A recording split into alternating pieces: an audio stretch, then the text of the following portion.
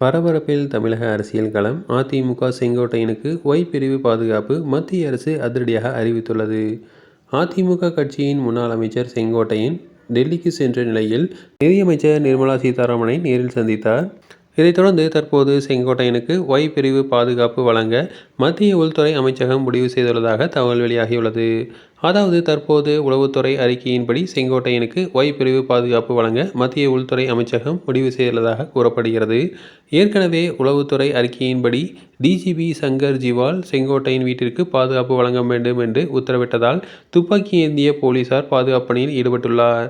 இந்த நிலையில் மத்திய உள்துறை அமைச்சகம் தற்போது செங்கோட்டையனுக்கு ஒய் பிரிவு பாதுகாப்பு வழங்க முடிவு செய்துள்ளதாக தகவல் வெளிவந்துள்ளது.